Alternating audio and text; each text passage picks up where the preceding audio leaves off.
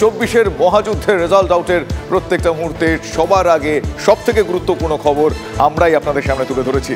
তৃতীয়বারের মতো দেশ শাসনের ভার এনডিএর হাতেই দিলেন জনতা।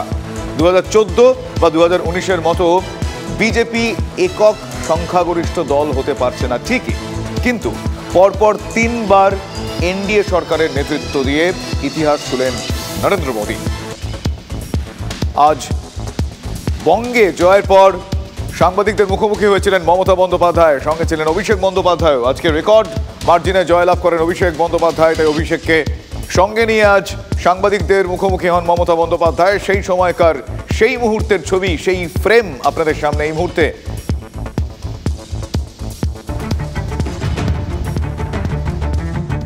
হাওয়া কোন দিকে মঙ্গলবার বেলা গড়ানোর সঙ্গে সঙ্গেই সেই আঁচ মিলতে শুরু করেছিল।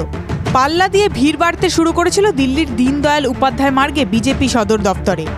বিকেল যত গড়িয়েছে ততই স্পষ্ট হয়েছে নরেন্দ্র মোদীর নেতৃত্বে তৃতীয়বারের জন্য দিল্লিতে ক্ষমতায় আসছে এনডিএ সরকার, যার সঙ্গে জুড়ে রয়েছে এক ইতিহাসও। প্রত্যাশা মতো ফলাফল হয়নি বিজেপির, কিন্তু তৃতীয়বারের জন্য ক্ষমতায় এসে নরেন্দ্র মোদী পণ্ডিত জওয়াহরলাল নেহরুর রেকর্ডকে স্পর্শ করলেন। নরেন্দ্র মোদীর আগে জওয়াহরলাল নেহরুই ছিলেন একমাত্র প্রধানমন্ত্রী যার সরকার দিল্লির মসনদে পরপর 3 বার ক্ষমতায় এসেছিল। এই রেকর্ড স্পর্শ করার আলাদা আনন্দ এবং কীর্তি তো আছেই। যে জয়োল্লাসের ছবি বিজেপি সদর দপ্তরে দেখা যাচ্ছে, তার মধ্যে এই কীর্তির প্রতিফলন অবশ্যই আছে। কর্মী সমর্থকদের উল্লাসের মধ্যে নির্ধারিত কর্মসূচি মেনেই মঙ্গলবার রাতে বিজেপির সদর দফতরে হাজির হন প্রধানমন্ত্রী। সেখানে তার ভাষণেও উঠে আসে এনডিএর তৈরি ইতিহাসের কথা। 1962 के बाद पहली बार कोई सरकार अपने 2 कार्यकाल पूरे करने के बाद तीसरी बार वापस आई है। এনডিএর 400 আর বিজেপির 370। এবার ভোট ঘোষণার শুরুতেই এই টার্গেট বেঁধে দিয়েছিলেন প্রধানমন্ত্রী, কিন্তু বিজেপির বিজয় রথ থেমে গেছে 240-এর ঘরেই।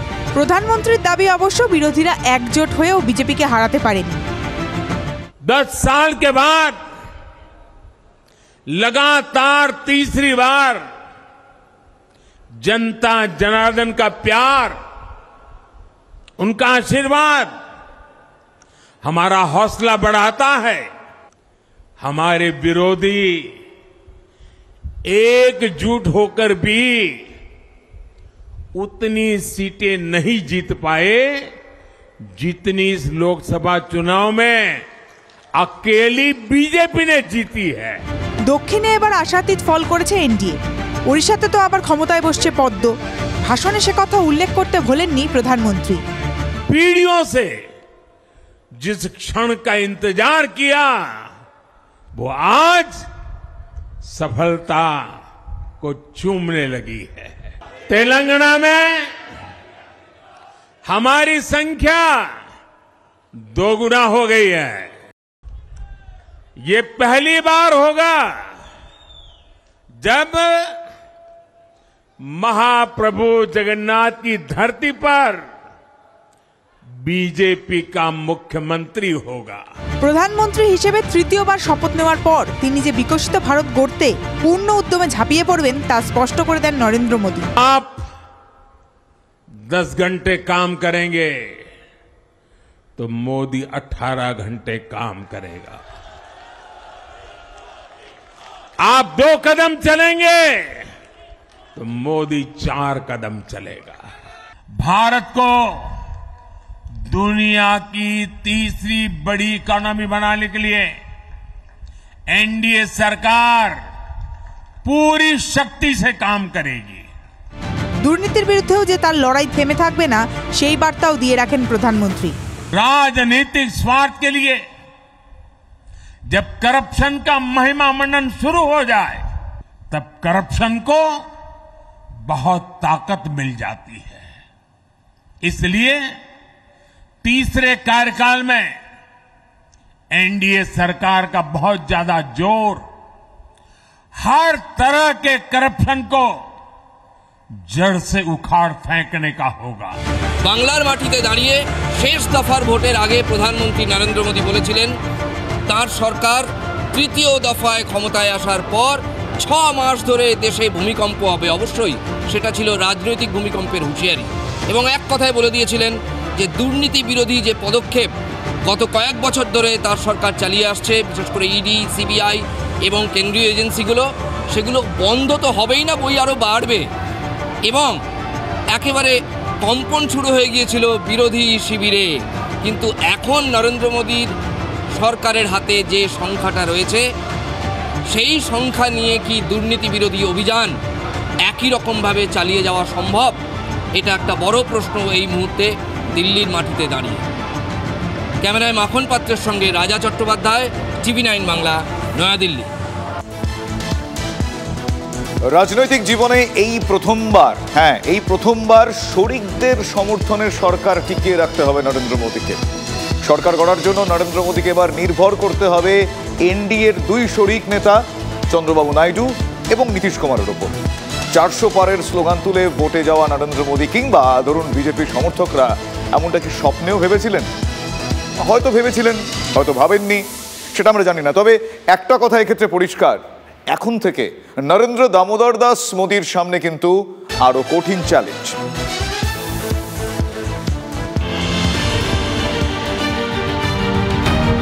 দলিত জনজাতি ভোটের একটা বড় অংশ হাত থেকে বেরিয়ে গেল, বিশেষত উত্তরপ্রদেশ, মহারাষ্ট্র ও পশ্চিমবঙ্গে। আর তাতে বিজেপি সব অঙ্ক ঘেটে গুলিয়ে এক শেষ। 250 নিচে থামতে হলো বিজেপিকে। এখনো পর্যন্ত কিন্তু বিজেপি এনডিএ সরকার গড়বে সেই সম্ভাবনাই বেশি, এবং তারা সাধারণ মানুষকে এবং তাদের কর্মীদের আশ্বস্ত করছেন যে সরকার এনডিএই গড়বে, বিজেপিই গড়বে। কিন্তু প্রশ্নটা হচ্ছে ম্যাজিক ফিগারে পৌঁছতে না পারা, 272 একা টাচ করতে না পারা, এটা কিন্তু বিজেপির কাছে একটা ম্যাসিভ ব্লো। এই প্রথমবার প্রশ্নের মুখে পড়ল বিজেপির পোস্টার বয় প্রধানমন্ত্রী নরেন্দ্র মোদীর জনপ্রিয়তা। কেন এমন হলো? ফলাফল কাটাছেঁড়া শুরু হয়েছে। প্রাথমিকভাবে উঠে আসছে সুইং স্টেটগুলিতে কার্যত মুখ থুবড়ে পড়েছে বিজেপি। উত্তরপ্রদেশে বিজেপির ভোট ব্যাংকে ধস, 80টির মধ্যে মাত্র 33 আসনে জয়। যোগী রাজ্যে দলিত ভোট বিজেপির দিক থেকে মুখ ফিরিয়েছে। ওবিসি ভোটের একটি অংশ বিজেপি পায়নি। পশ্চিমবঙ্গ ও মহারাষ্ট্রেও একই ছবি। কম বেশি 2.5 কোটি দলিত ভোট হারিয়েছে বিজেপি। হরিয়ানা, রাজস্থানের জাট বলয়েও বিজেপির ভোট কমেছে। রাজনৈতিক বিশ্লেষকদের মতে উত্তরপ্রদেশ, পশ্চিমবঙ্গ, মহারাষ্ট্র থেকে অন্তত 50টি আসন কমার জন্যই হয়তো বিজেপির এই বিপর্যয়। না হলে 2019-এর থেকেও বেশি আসন নিয়ে ক্ষমতায় আসতো গেরুয়া শিবির। ঠিক কোন কোন ইস্যু বিজেপির বিরুদ্ধে গেল সেটা বুঝতে আরো কিছুটা সময় লাগবে, আরো বিশ্লেষণের প্রয়োজন। তবে একটা কথা বলাই যায়, যে কারণেই ক্ষোভ থাক তার ফল পেয়েছে কংগ্রেস, তৃণমূল কংগ্রেসের মতো দল। গতবারের থেকে কংগ্রেসের আসন প্রায় দ্বিগুণ হয়েছে। অথচ 2024-এর লোকসভা ভোট বিজেপির তৈরি ন্যারেটিভের পথ ধরে ঘুরপাক খেয়েছে। বিজেপির সরকার তৈরি করবে কিনা তার থেকেও বড় হয়ে দেখা দেয় আলাদা একটা প্রশ্ন, এনডিএ 400 পার করতে পারবে কিনা। 400 কেন, 300 পারও হয়নি। তাই সরকার গড়ার মতো জায়গায় থাকলেও ব্যর্থতার দায় তারা করছে বিজেপিকে। সেই ন্যারেটিভ মুখ থুবড়ে পড়েছে। এখন যা পরিস্থিতি তাতে টিডিপি ও জেডিএস 2 শরিক দলের কাঁধে ভর দিয়ে সরকার গড়তে হবে বিজেপিকে। বুধবার এনডিএ জরুরি বৈঠক। বুধবারের বৈঠকেই সরকার গঠন নিয়ে আলোচনা। সেই সরকারের রাজ থাকবে নীতিশ কুমার ও চন্দ্রবাবুর হাতে। দীর্ঘ রাজনৈতিক ক্যারিয়ারে এমন একটা পরিস্থিতিতে কখনো পড়েননি নরেন্দ্র দামোদর দাস মোদী। বিজেপিও বহুদিন এমন কোনো চ্যালেঞ্জের সামনে পড়েনি। একটা বিষয় স্পষ্ট, কাজ করেনি প্রধানমন্ত্রী নরেন্দ্র মোদীর ব্যক্তি ইমেজ, অন্তত সারা দেশ জুড়ে তো নয়।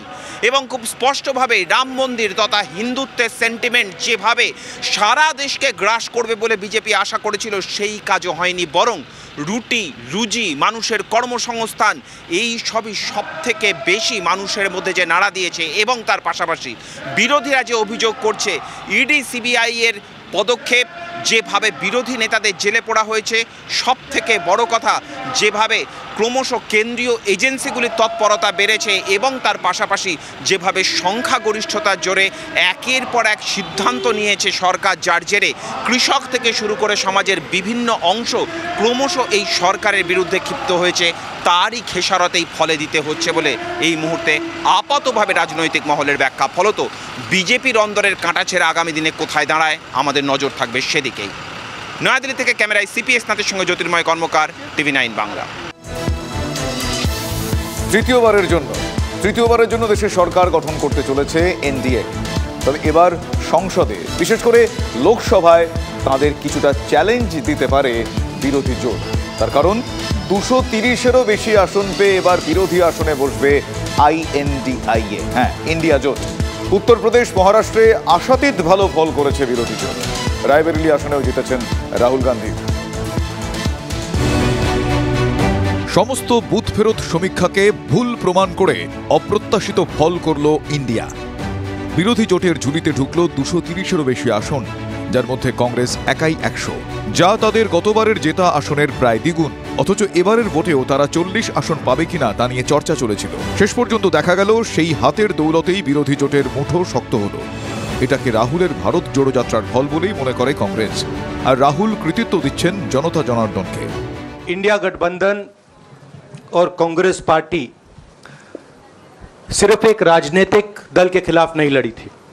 हिंदुस्तान का जो पूरा गवर्नेंस का स्ट्रक्चर है, इंटेलिजेंस एजेंसीज, CBI, ED, ये सब आधी जुडिशरी, इन सब के खिलाफ हम लड़े थे, क्योंकि इन सब संस्थाओं को, इन सब इंस्टीट्यूशंस को नरेंद्र मोदी जी ने और अमित शाह जी ने कैप्चर करा, धमकाया, डराया।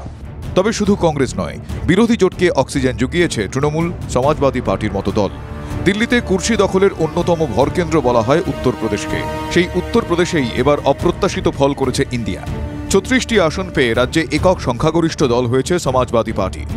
গতবার এই সপাই পেয়েছিল মাত্র 5টি আসন। শুধু উত্তরপ্রদেশে নয়, ইন্ডিয়া জোটে কংগ্রেসের পর তৃতীয় বৃহত্তম দল অখিলেশের সপা। উত্তরপ্রদেশে সব মিলিয়ে বিরোধী জোটের দখলে এসেছে 46টি আসন। বিজেপির আসন 64 থেকে কমে দাঁড়িয়েছে 34-এ। সমাজবাদী পার্টি 2019-এ লোকসভা ভোটে উত্তরপ্রদেশে প্রায় ধুয়ে মুছে সাফ হয়ে গিয়েছিল।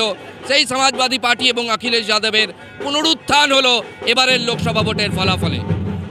এমনকি ফৈজাবাদ, যে লোকসভা কেন্দ্রের মধ্যে রাম মন্দির অন্তর্গত, রাম মন্দিরের যে চত্বর, এটা ফৈজাবাদ লোকসভা কেন্দ্রের মধ্যে, সেই ফৈজাবাদেও মুখ থুবড়ে পড়েছেন বিজেপির প্রার্থী।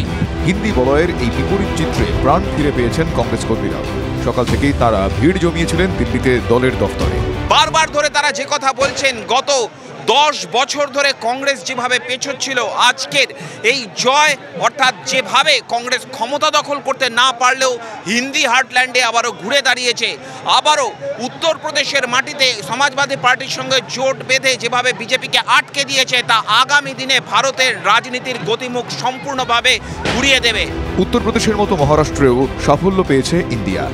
আরব সাগরের পাড়ে এবার এনডিএ বিরোধী হওয়া প্রবল।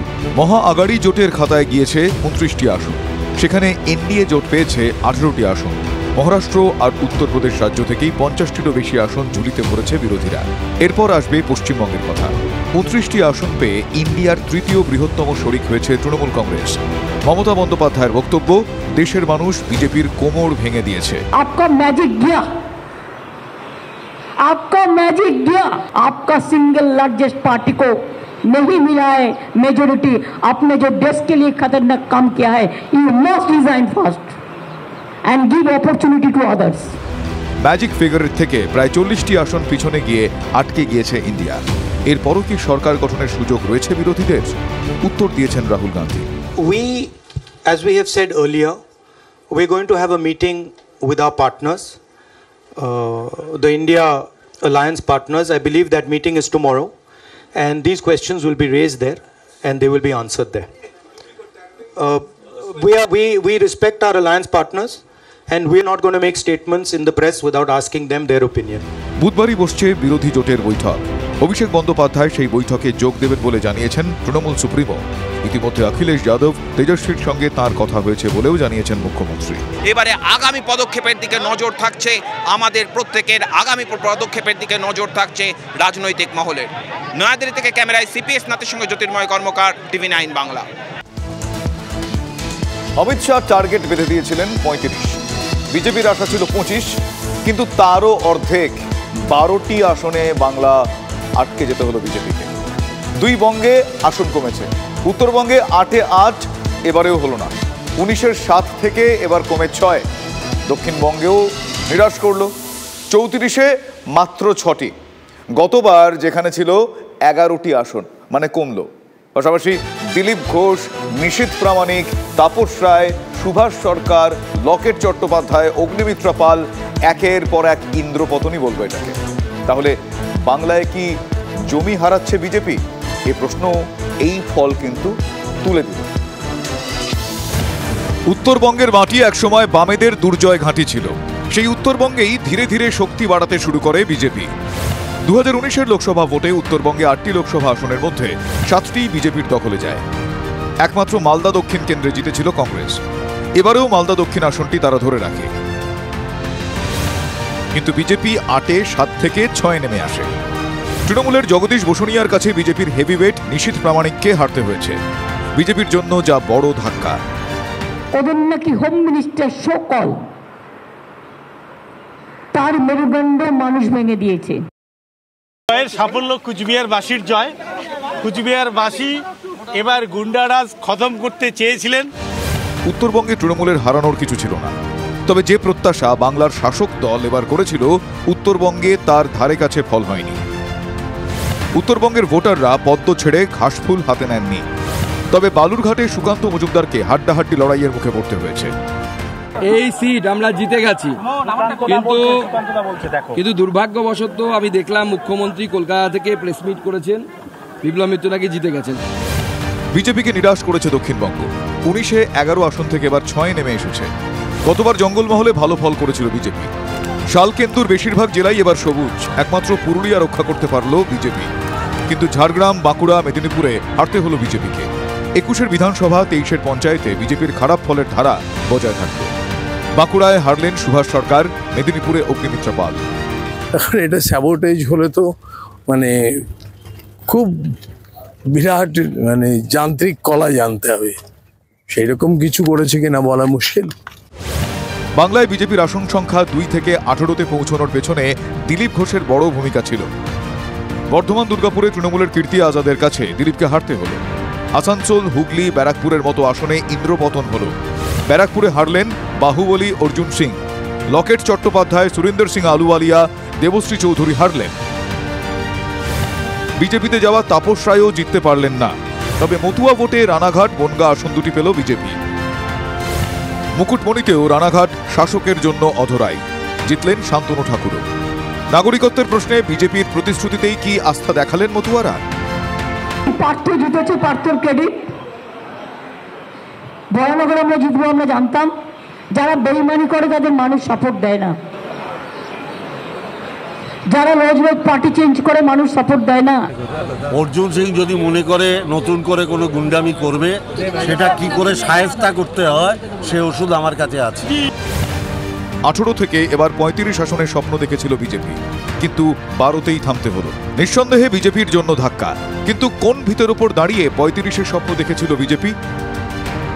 আজকের এই নির্বাচনের যে শতাংশের ফলাফল, তাতে 39% মানুষ পশ্চিমবাংলায় ভারতীয় জনতা পার্টির উপর আস্থা রেখেছেন। পশ্চিমবঙ্গের ফলাফল নিঃসন্দেহে আমাদের কাছে আশাপ্রদ নয়। আমরা এর জন্য মুখ্যমন্ত্রী জিতেছেন, তাকে অভিনন্দন জানাতে আমাদের কোথাও কোনো অসুবিধা নেই, কারণ তিনি জিতেছেন দিনের শেষে। Bureau report, TV9 Bangla. শিবির পাল্টে টিকিট পেলেও হালে পানি পেলেন না একাধিক দলবদলু নেতা। সুদীপ বন্দ্যোপাধ্যায়ের বিরুদ্ধে তেমন লড়াই দিতে পারলেন না তৃণমূল ছেড়ে বিজেপিতে যোগ দেওয়া তাপস রায়। অন্যদিকে বারবার দল বদল করা অর্জুন সিং নিজের গড় মানে ব্যারাকপুরে ধরাশায়ী হয়ে গেলেন। এর ফলে কার্যত রাজনৈতিক অস্তিত্বের সংকটের মুখে পড়লেন দুই পোড় খাওয়া রাজনীতিবিদ। আর ফুল বদলেও লোকসভার যুদ্ধে খালি হাতেই ফিরতে হলো তৃণমূলের মুকুটমণি অধিকারীকে। দল বদল করে প্রার্থী পদ হাসিল, কিন্তু শেষ পর্যন্ত জয় হাসিল হলো না। লোকসভার পিছে ক্লিন বোল্ড বাংলার 3 হেভিওয়েট প্রার্থী। কলকাতা উত্তরে পরাজিত বিজেপির তাপস রায়, বারাকপুরে লক্ষ্যভেদ করতে ব্যর্থ অর্জুন সিং, মতুয়া প্রভাবিত রানাঘাটে পরাজিত তৃণমূলের মুকুটমণি অধিকারী। তৃণমূলের লোকসভার দলনেতা সুদীপ বন্দ্যোপাধ্যায়ের সঙ্গে মতবিরোধের জেরে গত 4 মার্চ তাপস রায় দল বদলে যোগ দেন বিজেপিতে, সঙ্গে সঙ্গে প্রার্থীও হন। কিন্তু সুদীপের সঙ্গে টক্করে তিনি হার মানলেন। 2019-এ তৃণমূল ছেড়ে বিজেপিতে গিয়ে বারাকপুর লোকসভায় চমকপ্রদ জয় পেয়েছিলেন অর্জুন সিং, হারিয়েছিলেন দীনেশ ত্রিবেদীকে।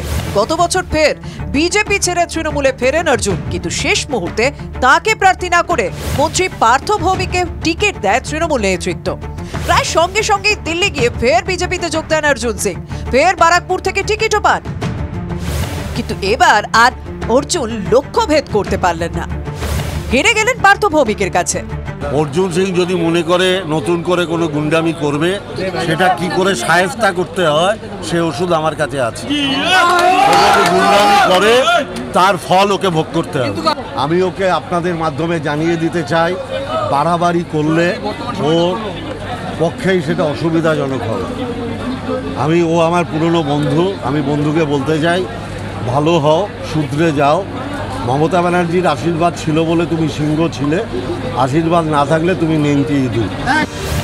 মতুয়া প্রভাবিত রানাঘাট পুনরুদ্ধারে এবার কাঁটা দিয়ে কাঁটা তোলার কৌশল নিয়েছিল তৃণমূল। ভোটের মুখে বিজেপি ছেড়ে তৃণমূলে যোগ দেন রানাঘাট দক্ষিণের বিধায়ক মুকুটমণি অধিকারী। লোকসভা লড়ার আগে তিনি ইস্তফা দেন বিধায়ক পদ থেকে, যদিও তার মুকুটে লোকসভা ভোটে জয়ের মুকুট অধরাই রয়ে গেল। যাদের দল বদল নিয়ে একসময় রাজ্য রাজনীতি রীতিমতো তোলপাড় হয়েছে, সেই বিজেপি ছেড়ে তৃণমূলে আসা কৃষ্ণ কল্যাণী রায়গঞ্জ থেকে বিজেপির কাছে পরাজিত। বাগদার বিজেপি বিধায়ক বিশ্বজিৎ দাসও শিবির বদলে যোগ দেন তৃণমূলে। বনগাঁয় মতুয়াগড় পুনরুদ্ধারে তাকেই প্রার্থী করে দল। শেষ পর্যন্ত কেন্দ্রীয় প্রতিমন্ত্রী শান্তনু ঠাকুরের কাছে তাকে হার মানতেই হলো। Bureau report, TV9 Bangla. বাংলার লোকসভা ভোটে দাগি কাটতে পারল না কংগ্রেস এবং সিপিএম। এবারের ভোটেও সিপিআইএম শূন্য। কংগ্রেস 2 থেকে 1-এ নেমে আসলো। ডাবল হ্যাট্রিক হলো না অধীর রঞ্জন চৌধুরীর। কংগ্রেস ভোট কাটায় সুবিধা হলো বিজেপির। তৃণমূল বনাম বিজেপি এবারে লোকসভা ভোটেও দ্বিমুখী লড়াই দেখল বাংলা। দাগ কাটতে ব্যর্থ বাম কংগ্রেস। জোটের একমাত্র সাফল্য মালদা দক্ষিণে কংগ্রেস প্রার্থী ঈশা খান চৌধুরীর জয়। 2 থেকে কংগ্রেস নামলো 1-এ। ডাবল হ্যাট্রিক অধরা প্রদেশ কংগ্রেস সভাপতি অধীর চৌধুরীর। সিপিআইএম এবারও শূন্য। বামেদের মধ্যে নজর কাড়া ফল সিপিআইএম এর রাজ্য সম্পাদকের। মুর্শিদাবাদের দ্বিতীয় হয়েছেন মোহাম্মদ সেলিম। রাত পর্যন্ত খবর, রাজ্যে প্রায় 33 লক্ষ ভোট পেয়েছে সিপিআইএম। এর মধ্যে মোহাম্মদ সেলিমেরই প্রাপ্তি 5,17,000 ভোট। এবার একাধিক তরুণ মুখে ভরসা রেখেছিল আলিমুদ্দিন স্ট্রিট, কিন্তু ভোটের ফলে দেখা যাচ্ছে যাদবপুরের সৃজন ভট্টাচার্য বা শ্রীরামপুরের দীপশিতা ধর বা ডায়মন্ড হারবারের প্রতীকুর রহমান কেউই বিশেষ সুবিধা করতে পারেননি। বরং বসিরহাট, জয়নগর, মথুরাপুর, বারাসাত কেন্দ্রে বামেদের পেছনে ফেলে 3য় স্থানে উঠে এসেছে আইএসএফ। বিন্দুমাত্র ছাপ ফেলতে পারেননি বসিরহাটে সিপিআইএম প্রার্থী নিরাপদ সর্দার। আমাদের দুজনে কাঁধে তুলে নিয়েছিলাম, হয় আমাদের কাঁধ ততটা চওড়া নয়, বা যতটা বোঝা ভেবেছিলাম মানুষ আমাদের দেবে কাঁধে ততটা দেয়নি, বা আমাদের কাঁধের ওপর ভরসা করতে পারেনি পুরোটা। অনেক কিছু হতে পারে, সেগুলো তো আলাপ আলোচনার মধ্যে দিয়ে বেরিয়ে আসবে। 10-এ মিলে করি কাজ, হারি জিতি নাই। বাম কংগ্রেস নিজেদের ঘর গোছাতে না পারলেও তৃণমূলের পথে কাঁটা বিছিয়ে দিয়েছে। না হলে বিজেপির আসন সংখ্যা আরও কমতে পারত। 2টো উদাহরণ দেওয়া যাক। রায়গঞ্জে 67,000 ভোটে হেরেছেন তৃণমূলের কৃষ্ণ কল্যাণী। 2,62,000 ভোট কেটেছেন কংগ্রেসের আলী ইমরান রামজ। আর মালদা উত্তরে 76,000 ভোটে হেরেছেন তৃণমূলের প্রসূন বন্দ্যোপাধ্যায়। ওই আসনে 3,82,000 ভোট কেটেছেন কংগ্রেসের আলম মোস্তাক। প্রচারের সময়ই রায়গঞ্জের কংগ্রেস প্রার্থীর নাম করে সমালোচনায় মুখর হয়েছিলেন মমতা বন্দ্যোপাধ্যায়।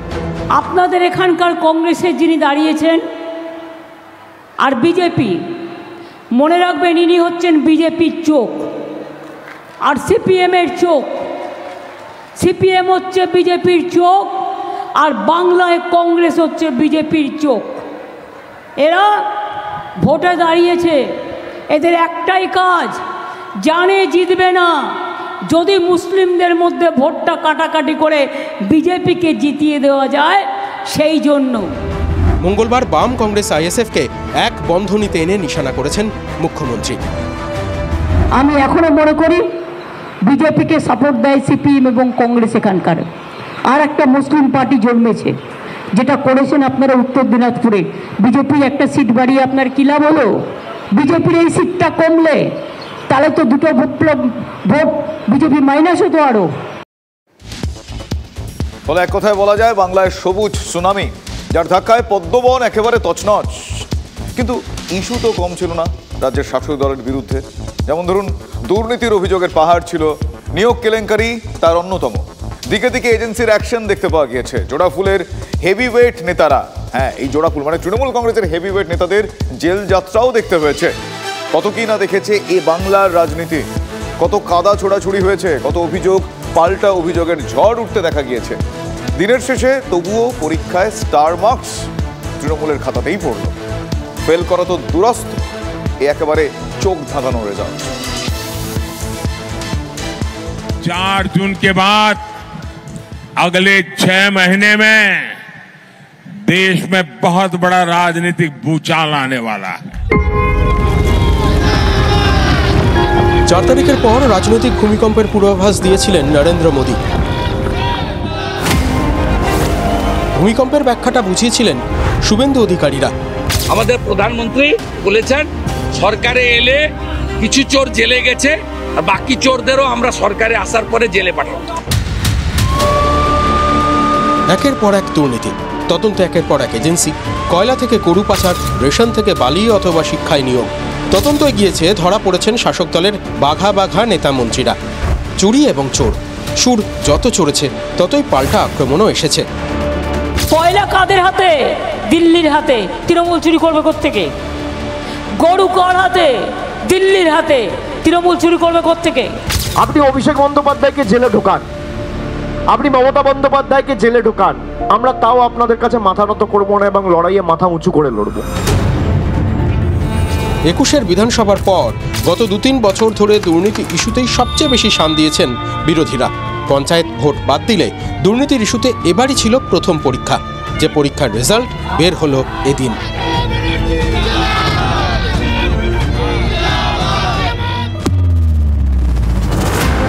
বেহালা পশ্চিম কেন্দ্রের বিধায়ক পার্থ চট্টোপাধ্যায় হেফাজতে, প্রভাব পড়েনি দক্ষিণ কলকাতা কেন্দ্রে। নিয়োগ দুর্নীতিতে ধৃত শান্তনু বন্দ্যোপাধ্যায়ের এলাকা ছিল বলাগড়, চুচুড়া, হুগলি, চন্দননগর। রেজাল্টে দেখা গেল হুগলি আর আরামবাগে হাসতে হাসতে উতরে গেল তৃণমূল। নিয়োগ দুর্নীতিতে নাম চড়ায় মানিক ভট্টাচার্যের। নদিয়ার পলাশীপাড়ার বিধায়কও হেফাজতে। কৃষ্ণনগরে মহুয়া মৈত্রর জয়ে দুর্নীতি কোনো বাধা হলো না। পাচার ও নিয়োগ দুর্নীতির আঁচ পড়েনি বর্ধমান পূর্ব ও বর্ধমান দুর্গাপুরেও। শর্মিলা সরকার এবং কীর্তি আজাদ জিতেছেন তৃণমূলের টিকিটে। গরু পাচারের অভিযোগে তিহারে বন্দী অনুব্রত মণ্ডল বীরভূম আর বোলপুরেও শেষ হাসি হেসেছে তৃণমূল কংগ্রেস। মুর্শিদাবাদ আর বহরমপুরেও আবু তাহের আর ইউসুফ পাঠান জয়ের হাসি হেসেছেন। চুনোপুটি থেকে রাঘব বোয়াল এই ধরার নামে সমস্ত বিরোধী শক্তিকে জেলে পুড়ে দেওয়ার যে চক্রান্ত, তার বিরুদ্ধে মানুষ। সুখরামের বাড়ির সিলিং থেকে প্রচুর টাকা ঝরঝর করে ঝরে পড়েছিল, তারপরেও তো সুখরাম জিতেছিলেন, কংগ্রেসের জিতেননি। इस बार पूरे हिंदुस्तान में द बेस्ट परफॉर्मिंग स्टेट कोई होगा तो पश्चिम बंगाल होने वाला है।